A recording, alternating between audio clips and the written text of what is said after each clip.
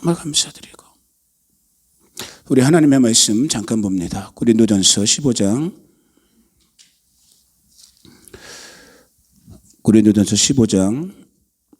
1절부터 11절, 고린도전서 15장 1절부터 11절, 각자 자기 목소리로 천천히 15장 1절부터 읽어봅니다. 시작. 형제들아, 내가 너희에게 전한 복음을 너희에게 알게 하노니 이는 너희가 받은 것이요 또 그 가운데 선 것이라. 너희가 만일 내가 전한 그 말을 굳게 지키고 헛되이 믿지 아니하였으면 그로 말미암아 구원을 받으리라. 내가 받은 것을 먼저 너희에게 전하였노니 이는 성경대로 그리스도께서 우리 죄를 위하여 죽으시고 장사 지낸 바 되셨다가 성경대로 사흘 만에 다시 살아나사 게바에게 보이시고 후에 12제자에게와 그 외 500여 형제에게 일시에 보이셨나니 그 중에 지금까지 대다수는 살아있고 어떤 사람은 잠들었으며 그 후에 야고보에게 보이셨으며 그 외 모든 사도에게와 맨 나중에 만삭되지 못하여 난 자 같은 내게도 보이셨느니라. 나는 사도 중에 가장 작은 자라. 나는 하나님의 교회를 박해하였으므로 사도라 칭함받기를 감당하지 못할지니라.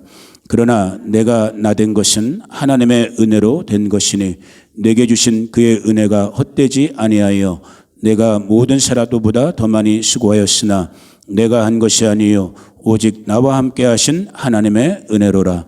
그러므로 나나 그들이나 이같이 전파하며 너희도 이같이 믿었느니라. 아멘. 잠깐 기도합니다. 고마우신 아버지 감사합니다.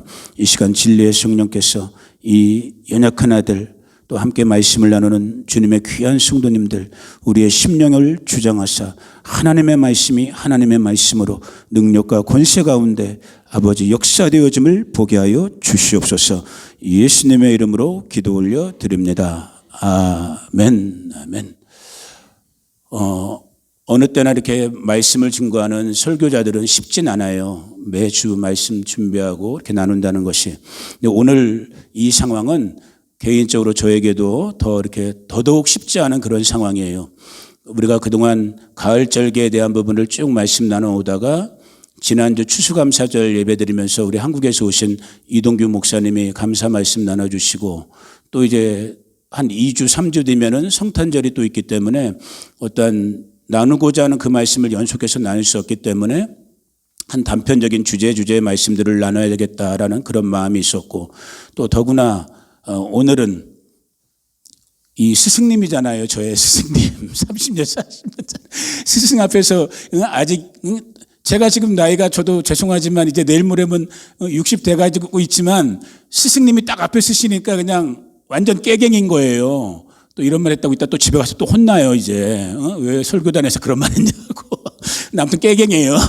그러니까 막 긴장되고, 야, 이거 내가 뭔 말을, 무슨 말씀을 나눌 수 있겠어. 어르신들 앞에서 이런 마음도 있고 그랬는데, 근데 여튼 주님께서 제게 주신, 이번 주에 어떤 그런 마음의 감동, 가장 큰 감동은 하나님의 은혜라는 오늘 지금 우리 고린도전서 15장 이 뒷부분에서도 한 3번 정도 연속해서 사도 바울의 입을 통해서 고백되어졌던 이 하나님의 은혜라는 이 말씀의 주제 속에서 특별히 오늘은 이 여러분 앞에 있는 이 서목사의 좀 개인적인 지나온 삶의 어떤 과정 속에서 느꼈던 경험했던 그 하나님의 은혜 이를 통해서 오늘 말씀 함께 듣는 여러분들 가운데도 다시 한번 하나님의 은혜가 각인되어지고 정말로 그 누구가 됐던 만약에 여러분이 정말 진정으로 거듭난 그리스도인이라면 정말로 여러분들이 진정 하나님의 자녀라면 물론 우리가 다른 식으로 우리의 신앙의 모습, 우리의 믿음 생활을 표현할 수 있겠지만 저는 암만 생각해도 단 한 가지 표현인 것 같아요.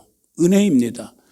진짜 사도 바울이 오늘 이 15장의 말씀에서 3번이나 연거푸어 고백하고 있는 것처럼 내가 나된 것, 내가 지금 이렇게 살고 있는 것, 좀 죄송한 표현, 제가 좀 즐겨하는 죄송한 표현이지만 내가 그나마 이 땅 가운데 이 시간 가운데 지금 이렇게 사람의 모습, 하나님의 형상과 모양대로 지음받은 사람의 모양으로 살고 있는 것, 나의 어떠함이 아니라 내가 뭐 인격이 좋기 때문에 학식이 있기 때문에 삶의 경험이 있기 때문에 열정이 있기 때문에 아니요. 이런 것이 아니라 전적인 내가 아버지라고 고백하는 그 하나님의 은혜 때문에 내가 이 순간을 살고 있습니다. 이것이 오늘 저뿐만 아니라 우리 성도님들 함께 예배하는 우리 모두의 고백되어질 수 있기를 예수님의 이름으로 축복합니다. 오늘 본문 말씀은 말 그대로 고린도 교회에 보냈던 고린도 교회 실제 오늘 우리 성경에는 고린도 전후서 2권의 성경이 기록되어 있지만 성경학자들은 3권, 4권까지 보는 분들도 있어요. 여튼 고린도 교회는 그래도 교회를 조금 다니신 분들은 그 고린도 교회가 어떠한 교회인지를 어느 정도는 다 알아요.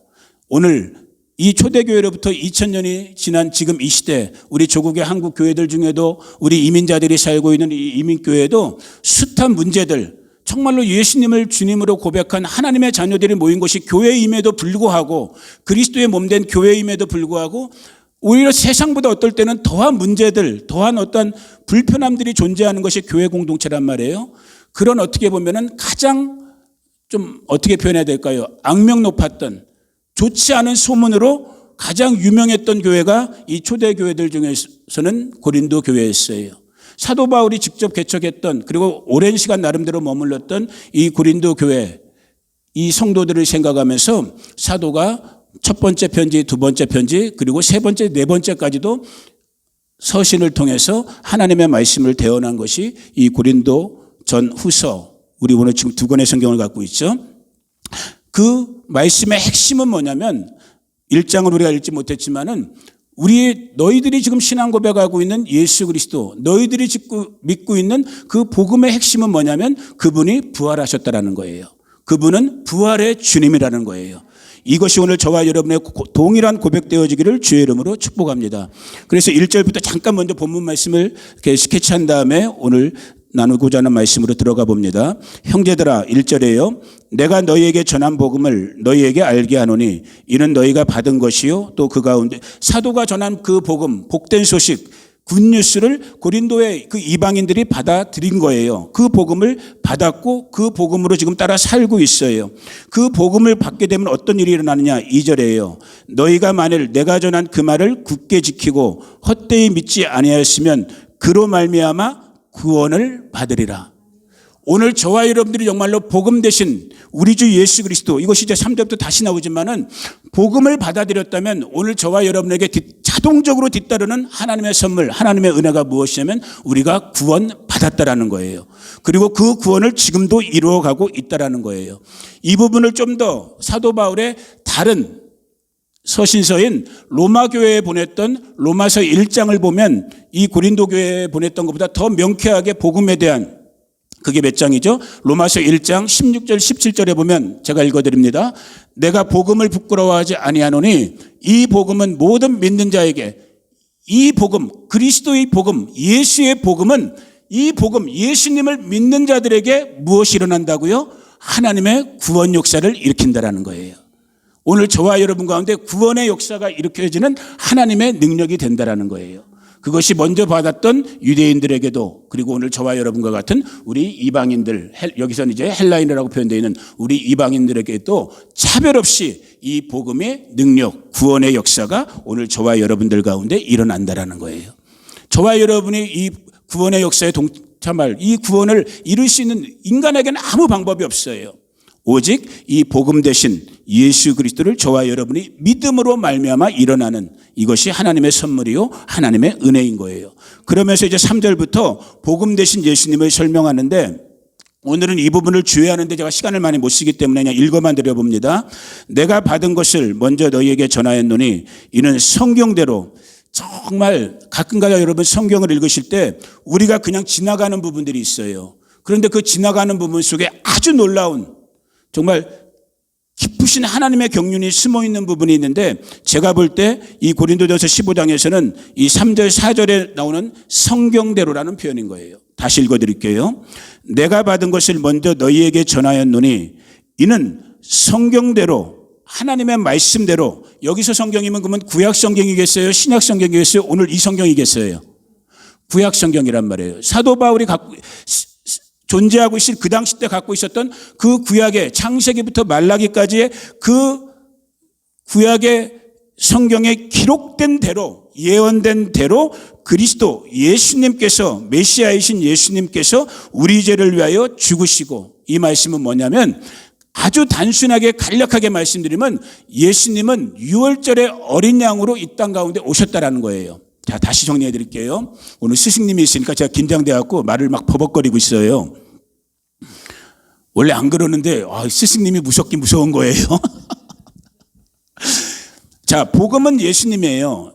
이 도식을 여러분이 머릿속에 죽을 때까지 정말 갖고 있어요. 복음을 다르게 어렵게 설명할 필요가 없는 거예요. 복음 하면 예수님인 거예요. 그러면 예수님이 왜 우리 가운데 복음이 되느냐라는 것을 우리가 설명할 때 혹은 이해할 때 하나님은 너무나 친절하신 분이기 때문에 오늘 지금 사도 바울이 얘기한 것처럼 이미 구약의 예언서들을 통해서 창세기부터 말라기까지의 말씀을 통해서 복음으로 오실 그 예수 그리스도의 삶, 사역을 레위기 23장 같은 데를 대표적으로 7대 절기로 딱 표현해 놓은 거예요. 우리 교회에서 자주 제가 여러분에게 말씀드리는 부분이잖아요. 그래서 예수님은 우리가 저와 여러분의 죄를 위해서 십자가에서 죽어주셨어요. 분명히 아셔야 되는 건 뭐냐면 예수님은 아무 날 아무 때에 죽으시면 안 되는 거예요. 왜? 기록되어 있는 하나님의 말씀이 예수님은 이 땅 가운데 저와 여러분의 죄를 사해 주시는 유월절의 어린 양으로 오셨기 때문에 마치 출애굽 백성들이 이스라엘 애굽에서 출애굽할 때 그 수많은 장자들이 죽어나갈 때 어린 양의 피가 문설주에 발라줘야지만 내가 그 피를 보고 너희를 넘어가리라고 했던 그 말씀처럼 오늘 저와 여러분이 죄로 말미암아 사망의 권세에 빠질 수밖에 없는데 누가? 복음 대신 예수님이 이 땅 가운데 저와 여러분의 죄값을 대신 지불하러 오셨는데 오셨으면 죽어주셔야 되거든. 왜? 원래 십자가에서 죽어야 될 사람은 누군데? 저희란 말이에요. 여러분이고 저란 말이에요. 근데 우리 대신에 복음 대신 예수님이 죽어주시는데 언제 죽으셔야 된다고요? 6월절 날에 죽어주셔야 되는 거야. 그 말씀을 오늘 사도 바울이 3절 4절에서는 성경대로라는 표현을 쓴 거예요. 성경대로 그분은 우리 죄를 위하여 죽으셨고 죽으신 다음에 그분은 아무리 그분이 하나님의 아들이시고 하나님이시지만 아무 때나 당신이 부활하고 싶다고 부활하시면 안 되는 거예요. 성경대로 약속한 시간에 부활하셔야 되는 거야. 그날이 무슨 날이에요? 초실절인 거예요. 첫 열매가. 그래서 이어지는 오늘 그 부분은 읽지 않았지만 고린도전서 15장 전체가 다 부활의 첫 열매 대신 예수 그리스도의 부활 사건을 얘기하고 있는 거예요. 아멘. 그분이 부활의 첫 열매 되어 주셨기 때문에 오늘 저와 여러분이 성도의 삶을 살면서 혹시라도 예수님 재림 전에 우리가 우리의 육체적인 죽음을 경험한다 할지라도 우리가 슬퍼할 거 있어요, 없어요? 없단 말이에요. 왜? 우리는 부활의 첫 열매 대신 그리스도가 있기 때문에. 그분이 첫 열매 되어 주셨기 때문에 우리도 거기에 동참하고 동역하게 된단 말이에요. 이게 하나님 나라의 복음인 거예요. 그러니까 빨리 넘어갑니다. 시간 때문에. 4절 장사 지난 바 되셨다가 성경대로 사흘 만에 그래서 6월절 무교절 초실절 되는 이 3일째 되는 날에 그분은 살아나셨고 그리고 이 부분 고린도전서 15장에서는 다 다루지 않았지만은 그로부터 50일이 지난 다음에 영으로 오신 예수 그리스도 성령으로 오신 오순절을 우리가 경험하는 것이요. 그리고 우리가 엊그저께까지 계속 말씀 나눴던 그로부터 4개월이 지난 다음에 이 가을절기가 시작되는 나팔절 어떤 날이에요? 예수 그리스도의 재림의 날이란 말이에요. 이 땅 가운데 예수님의 복음 사역은 이미 초림하셔서 6월절, 무교절, 초실절, 오순절은 이미 다 이루어졌어요. 오늘 우리가 물론 그 절기들을 지금 기억하고 셀러브레이션은 하고 있지만 이제 정말 중요한 이 땅에 저와 여러분 이 시대를 살고 있는 저와 여러분에게 중요한 건 뭐예요? 복음 대신 예수 그리스도의 재림의 사건이란 말이에요. 아멘. 그 재림의 소망, 그 재림의 열망이 오늘 저와 여러분 우리 바스토 식구들 가운데 충만할 수 있기를 예수님의 이름으로 축복합니다. 그러면서 이제 사도 바울이 그 부활하신 예수 그리스도를 만났던 경험들을 예를 들면 베드로의 경험 그리고 후에 12제자에게 나타났던 것 우리가 요한복음이나 사복음서 보면 나타나 있는 부분이잖아요. 그리고 누가복음에 나와 있는 것 같이 500의 형제들에게 동시에 보이시면서 감난산에서 승천하시는 원래 하늘자리로 올라가시고 그 올라가신 그대로 스가랴의 예언을 보니까 예수님은 조만간 재림하신단 말이에요. 어디로? 예수님이 그러면 어디로 올까 기쁨아? 어디로 재림하실까? 바스토로 재림하실까? 여기 기쁨이가 있으니까? 예수님은 어디로 오셔요? 승천하신 그 모양 그대로 감난산으로 오는 거예요. 이런 걸 여러분 기록된 하나님의 말씀을 안 믿으시면 안 되는 거예요. 말씀은 그냥 말씀대로 우리가 이해가 안 가도 그냥 믿으면 되는 거예요. 아멘? 이게 약간 말이 좀 이렇게 벗어나는 말이지만 또다시 강조하는 거예요. 이 동네 어떤 분들이 그런 말씀 하셨잖아요. 목사님, 왜 이스라엘 국기를 버젓이 가운데다가 태극기 걸어놓은 건 이해하겠고, 우리가 한국 사람이니까, 우리가 성족이 미국 땅에 살고 있으니까 성족이 걸어놓은 것도 이해하겠어요. 그런데 목사님, 저 이스라엘 국기는 뭐예요? 그리고 어떤 분들은 심지어 약간 네거티브하단 말이에요. 왜? 세상 뉴스를 보면 이스라엘은 마치 약한 팔레스타인이나 중동 사람들을 막 괴롭히는 것 같으니까. 그건 표면인 거예요. 그 이면에 있는 저와 여러분의 신앙의 주체는 누구인 거예요? 세상의 관점이 중요한 것이 아닌 거예요. 하나님 우리 아버지의 의도와 그 마음이 중요하신 거예요. 하나님 우리 아버지는 지금 이 순간도 차남된 둘째 아들 된 우리 이방 교회를 건지기 위해서 첫째 아들은 이스라엘을 지금까지도 버려두고 계시단 말이에요. 아멘. 그 이스라엘을 향한 하나님 아버지의 울고 계신 그 마음을 부족하지만 저희들이 동참하고 동역하는 마음으로 그래도 이스라엘 국기도 걸어놓고 생각날 때마다 이스라엘을 중보하고 또 팔레스타인도 중보하고 아랍의 영혼들이 돌아오는 걸 중보하는 거예요. 그러니까 결론적으로 우리 교회는 대답을 딱 하셔야지. 우리 교회는 무지무지 좋은 교회인 거예요. 우리 스승님이 아멘 하시잖아요. 여러분들은 왜 아멘을 안 하세요? 정말이에요. 제가 번번이 말씀드리지만 제가 자존심 상해서 이 말이 자꾸 나오는 것 같아요. 겉에서 볼 때는 우리 시골에 있는 어르신들 몇 분밖에 안 모이는 그렇게 보일지 모르겠지만 저는 정말 자부해요. 우리 교회의 이 내용물만큼은 여타 어느 교회들보다 정말 훌륭한 교회인 거예요. 하나님 우리 아버지의 마음에 그래도 가까워지려고 애쓰고 몸부림치는 저와 여러분 우리 바스토 교회란 말이에요. 이렇게 좋은 교회를 왜 안 나오시는 거예요? 미스테리예요. 이따 스승님이 답을 주세요. 정말 미스테리예요. 우리 마음이 겸손해지기를 주의 이름으로 축복합니다. 그러면서 이제 사도 바울이 오늘 제가 나누고자 했던 그 주제대로 나도 이렇게 끝물로서 그리스도의 부활 사건을 다메섹에서 경험하면서 내가 이렇게 힘쓰고 애써서 복음 증거자의 삶을 살고 있지만 내가 사도라 불려지든 사도라고 인정되지 못하든 다 필요 없다라는 거예요. 내가 이렇게 열정적으로 열심으로 하나님의 복음, 내가 만난 예수 그리스도의 복음을 증거하는데 이것이 내 열심도 내 자격됨도 나의 어떠함 때문도 아닌 누구의 은혜? 하나님의 은혜로 살고 사역하고 있다라는 고백을 하는 거예요. 그 고백이 이 한 주간을 저도 다시 한번 이제 30년 만에 우리 집사님 네 분을 만날 그 기대를 하면서 저도 사람이니까 당연히 제 인생을 이렇게 돌아보게 되잖아요. 돌아보면서 정말 그 오늘 이 바울의 고백처럼 여기 있는 여러분 앞에 있는 이 연약한 인생이 만나주셨던 그 하나님의 은혜의 사건들이 하나하나 저도 이렇게 기억되면서 오늘 그런 부분들을 여러분들이랑 잠깐 나눠보기를 원해요. 저는 중학교 2학년 때 저희 아버지가 갑자기 돌아가시면서 그 아버지는 죄송한 표현이지만 정말 유명무실했던 이미 인생의 실패자로 모든 그 화려했던 걸 다 말아 드신 다음에 저는 못 봤어요. 그냥 전설로 내려오는 우리 집안 얘기죠. 참 그때 정말 하나님의 은혜. 어떤 은혜? 그때까지만 해도 우리 어머님이 밤이면 우리 7남매 또 많이 났어요. 우리 7남매 중에 제가 5번째인데 제가 가끔 본 적이 있거든요. 우리 어머니가 밤에 우리들 다 재워놓은 다음에 그 학고방 방 한 칸에서 살면서 밤에 그 마당이라고 해야 될까요? 여러 집들이 같이 사는 그 마당 같은 데 나왔고 정화숨을 떼놓고 비나이다 천지신명이 했던 그 어머니가 그나마 남편 노릇 아버지 노릇도 못했던 저희 아버지 육신의 아버지 간암 간경화로 돌아가시게 되면서 그 옆 사람 누구 하나 얘기해 준 사람이 없는데 정말 하나님의 은혜죠. 갑자기 우리 어머니 마음속에 내가 교회 가야지 살겠다. 그 마음이 갑자기 딱 들어갔고 아버지 돌아가시자마자 저희 7남매를 이끌고 나가게 된 교회가 그 한 200m 300m 있었던 화곡 순복음교회라는 그 교회였어요. 혹시 집사님들 기억나실지 모르지만 그 당시 교회 옆에 제일병원이라는 데가 있었거든요. 그 뒤쪽이 학고방이었어요, 집사님. 거기 제가 살았었어요. 8가구, 9가구 정도가 이렇게 살고 있었는데 여튼 가게 됐어요. 그래도요, 정말 어린 나이인데도 불구하고 희한하죠. 정말 하나님의 은혜죠.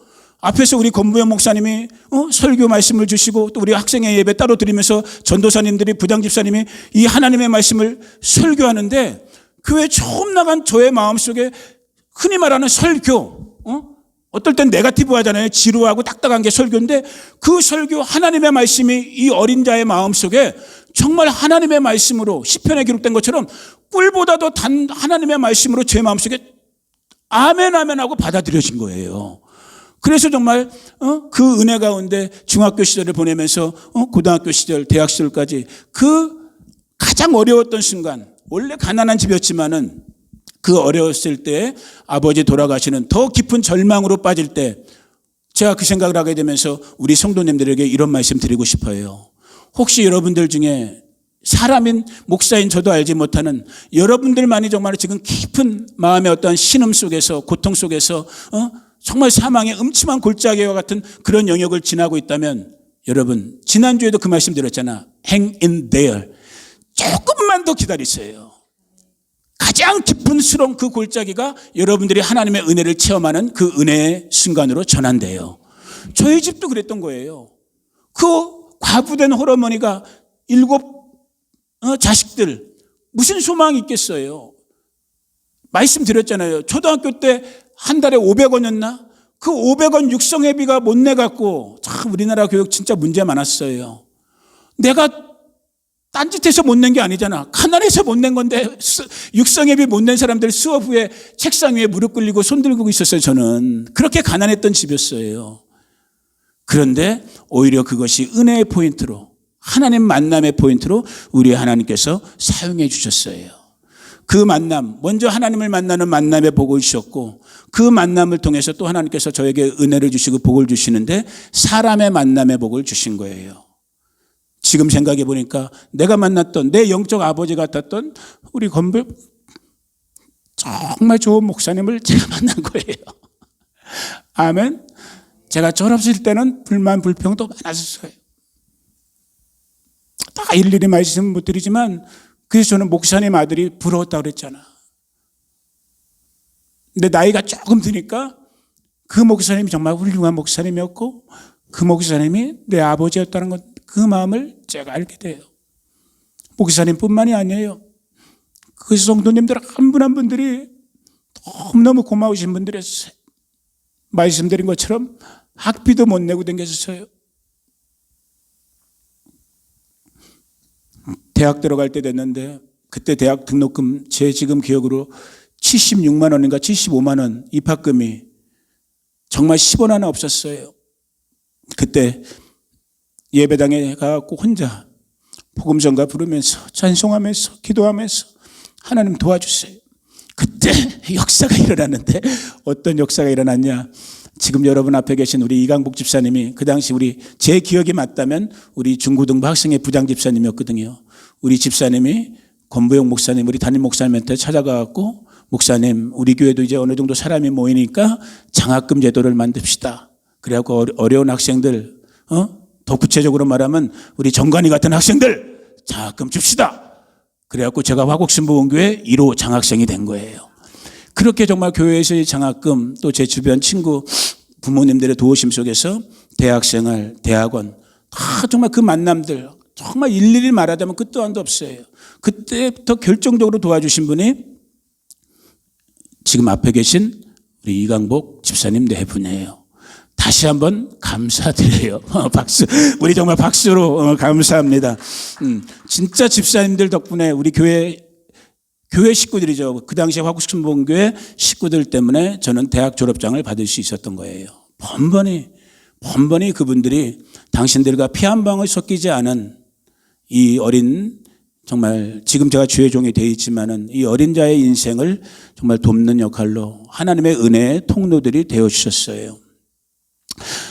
그것뿐만이 아니죠. 그리고 정말 어릴 때 꿈처럼 그 꿈을 이루어 주시기 위해서 하나님께서 결혼하자마자 저희 내외를 유학생으로 불러주셨고 유학생 꿈도 못 꾸던 일이었어요. 제 주변에 그래도 좀 사는 친구들 있었지만 그 친구들도 꿈도 못 꾸고 있을 때 여러분 오늘 다시 한번 정말 하나님의 꿈이 여러분을 사로잡기를 주의 이름으로 축복합니다. 이 어린 자의 마음속에는 하나님이 꿈을 주셨어요. 그러니까 어떻게 보면 정말 제가 좋은 교회를 다녔던 거예요.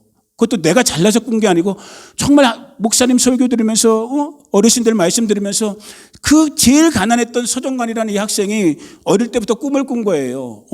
나는 훌륭한 목사가 되어야겠구나. 훌륭한 목사가 되려면 정말 세상을 잘 알아야겠, 성경도 잘 알아야 되지만 세상도 잘 알아야 되겠구나. 세상을 잘 알려면은 뭐 지금도 그렇지만 세계에서 제일 발전된 나라가 미국이니까 미국에 건너가서 한번 미국을 경험해보고 공부를 해봐야겠구나. 남들이 친구들이 다 비웃었어요. 야, 너 등록금도 못 내는 놈이 무슨 유학이냐. 꿈대로 되는 걸 믿으시기를 축복합니다. 그리고 저는 정말 신학대학원 졸업하면서 저 이쁜 김미경이 만나갖고 이민 가방 2개 싸들고 오클라호마 tulsa 오하이오로 오게 됐고, 여러분 거기서도 또 순간순간 정말 범사에 매 순간 매일같이 하나님의 은혜 가운데, 심지어는요 제가 이번 주 한 주 생각해 보면서 그 기억이 다시 나더라고요. 저희가 이제 새벽에 집사람이 도넛 가게에서, 낮에는 중국 식당에서, 저녁에는 제가 학교 끝나고 이제 같이 빌딩 청소하면서 이렇게 자급자족하면서 유학생활하는데, 그럼에도 불구하고 생활비는 늘 모자라죠. 진짜 어떨 때는 학비가 모자라고 어떨 때는 생활비가 모자라고. 그때도 아마 모자랐을 때였어요. 참 이거 정말 유학을 때려쳐야 되나 어떻게 되나 고민하고 있을 때였는데, 제가 아주 분명히 기억해요. 집사람을 중국 식당에 이제 출근시켜 주려고, 오후 섹션이었죠. 이제 자동차를 운전해 갖고, 그때 마침 우리 막내 처제가 잠깐 우리 집을 방문하고 있었는데, 한국에서 이렇게 3명이 자동차를 타고 식당으로 가면서, 그 식당이 이제 도로가 이렇게 마주 오는 그 길에서 좌회전을 해갖고 들어가야 되는 식당이거든요. 미국은 아무 때나 좌회전이 가능하잖아요. 신호 켜고 있으면. 딱 신호 대기하면서 기다리고 있는데 뒤에서 그냥 담배 피던 임산부가 픽업 트럭, 그 2.5, 4.5 되는 큰 트럭 있잖아요. 탱크 같은. 우린 기다리고 있는데 갑자기 뒤에 꽝 쳐버린 거예요. 그래갖고 야, 근데 지금 생각해도 정말 하나님의 은혜인 게, 맞은편에서 만약에 그때 차가 오고 있었으면 여러분 저희 지금 못 만나요. 근데 마침 그때 맞은편에서 차가 왔고, 저도 이제 돌려고 핸들을 이렇게 돌리고 있을 때 뒤에서 쳐버린 거예요. 그래갖고 여기 약간 또랑 같은 이렇게 조그마한 데가 있었는데, 우리 3명 차가 그냥 또랑으로 박아버리고, 그런데 몸은 진짜 완전 멀쩡. 차는 완전 폐차. 그런데 지금 같았으면 보상금을 몇천 불씩은 받았어야 되는데, 그땐 초창기였잖아. 미국 생활. 아무것도 모르고 옆에서 얘기해 주는 사람도 없고, 한 사람당 700불씩 보상금을 받았어. 병원 치료 빼고 보상금을 700불씩. 그걸로 학비하고 생활비하고 넘어가게 하시더라고요. 몸은 다치죠. 그런 일들까지 하나님께서 우리 가운데, 종의 상 가운데, 종의 가정에 베풀어 주셨어요. 교통사고 얘기를 하니까 또 하나가 또 생각났어. 무슨 생각이 났냐? 여러분 중에 아시는 분도 있을지 몰라요. 여기 바스토에서 있었던 일이에요. 깜짝 놀랐죠? 최경희 집사님 몰랐죠? 우리 팬데믹 한창일 때 한국에서 우리 형제 친구 목사님이랑 동생 목사님 한 분이 오셨던 거, 우리 정명 권사님은 기억하실 거예요. 팬데믹 한창일 때 2분이 우리 위로하러 오셨잖아요. 그래서 또 손님이 오셨으니까 그나마 이 동네에서 가기 편한 데가 그랜드 캐년이잖아요. 그랜드 캐년을 차를 렌트해 갖고, 하나하나가 다 은혜인 거예요. 새 차를 렌트해 갖고 갔어요, 3명이. 그리고 낮에 정말 아마 노스림이었을 거예요. 그 그랜드 캐년 노스림을 잘 보고 왔어요. 그런데 우리 그 친구 목사님이 아주 독특한 분이에요. 이분이 갑자기 밤에 자려고 하는데 새벽 1시, 2시쯤에 목사님, 여기는 밤하늘에 별이 끝내주는 곳이니까 별을 봐야 돼. 그래야지 하나님을 볼 수 있어 하면서, 그 새벽 1, 2시 됐을 때 별을 보자고 우리를 다 깨우더니만 별 보러 나가자는 거예요. 다시 1시간 거리 되는 그 노스림 있는 쪽으로, 그랜드 캐년으로 들어가자는 거야. 그래갖고 이제 다시 제가 그래도 호스트니까 제가 운전해갖고, 정말 차 하나 없었어요. 아주 칠흑 같은 깜깜한 이 쌍방도로, 한 줄 있는 쌍방도로 그랜드 캐년 그 습길을 확 들어가고 있는데, 그날따라 별은 또 안 보였어요. 아유, 괜히 왔네 하고 이제 투덜투덜 거리면서 그 아무도 없는 정말 칠흑 같은 거리를 딱 운전하고 있는데, 저 앞에서 여러분 정말 밤에 그랜드 캐년 같은 데서 운전하지 마세요. 딱 가고 있는데 갑자기 저 앞에서 사슴 같은 것이 한 마리가 딱 보여요. 사슴인가 보다 하고 딱 이렇게 보는데 걔네들이 밤에는 한 마리씩 안 댕겨요. 수십 마리가 양쪽 도리를 다 이렇게 딱 점령해 갖고 그게 나중에 보니까 엘크인가 뭐예요. 사슴도 아니고 큰 뿔도 이렇게 있는 정말 버팔로인지 엘크인지 모르겠는데 그런 애들이 도로를 다 점검하고 이렇게 맞은편에서 오고 있는 거야. 우리 길은 이거 빼도 박도 못하는 길이거든요. 이렇게 가고 있는데 어떻게 하지? 그래서 헤드라이트를 껐어요. 그래도 계속 와. 다시 켰어요. 그래도 계속 와. 쌍라이트를 켰어요. 도망가라고. 그래도 계속 와. 무슨 일이 일어났을까요? 와. 제가 앞에 운전석, 친구 목사님 옆에, 후배 목사님 뒤에 타고 있는데 얘네들이 갑자기 그 불빛 때문인지 몰라도 더 달려드는 거예요. 차 위로 막 올라타는데 그 사진 어딘가에 있을 텐데 앞에 유리창 다 깨지고 그 새 차 말리부였는데 새 차 그냥 앞에 범퍼부터 뒤에까지 그 걔네들 이 발굽이 장난이 아니거든요. 다 발표 깨지고. 그런데 서 목사 살아있어요. 그때 만약에 올라갔으면 해외 토픽에 났을 거야. 그랜드 캐년 한국인 목사 3명 여행 중에 버팔로한테 치여 죽다. 정말 그런 일도 있었어요. 생각해보면 아무것도 아닌 것 같고 우연인 것 같고 지나가는 얘기 같지만 저에게는 하나님의 손길이 그래도 이 연약한 종을 살려주시는 붙잡아주시는 그 은혜가 정말 때마다 일마다 일어나고 있구나. 이걸 깨닫게 하시고 이 은혜를 기억하게 하시고 이 은혜 가운데 살게 하시는 거예요. 오늘 여러분 한 분 한 분의 구체적인 삶을 제가 다 모르지만 여러분의 때마다 일마다 하나님의 돕는 손길이 함께 하시길 주의 이름으로 축복합니다. 더 정확히 말하면 이미 함께 하셨고 지금도 함께 하고 계시고 이 땅에 남은 시간도 그분의 보이지 않는 손이 저와 여러분을 붙잡고 계신 거예요. 생명이 필요할 땐 생명을 주시는 분이고 은혜가 필요할 땐 은혜를 주시는 분이고 구원의 역사 그것이 우리가 천국 가는 구원뿐만이 아니라 삶의 환경 속에서도 돌파와 피함이 보호가 필요할 때마다 구원의 역사를 일으키시는 분이 우리 하나님 아버지의 은혜임을 오늘 이 시간 고백할 수 있는 저와 여러분 되기를 주의 이름으로 축복해요. 이 모든 것이 다 하나님의 은혜라는 그 고백 속에서 오늘 저에게 또 바라기는 여러분 모두에게 가장 큰 하나님의 은혜 지금 이 2024년 이 험악한 시대 한치 앞을 내다볼 수 없는 이 불확실한 이 불신의 시대를 살고 있는 이 어린 종의 마음속에 가장 큰 하나님의 은혜로 깨달아지는 것 마음에 다가오는 것은 우리 성경 말씀 한 구절부터 먼저 잠깐 볼게요. 디도서 2장 13절을 보면 제가 읽어드릴게요. 같이 한번 읽어봅니다. 시작. 복스러운 소망과 우리의 크신 하나님 구주 예수 그리스도의 영광이 나타나심을 기다리게 하셨나니.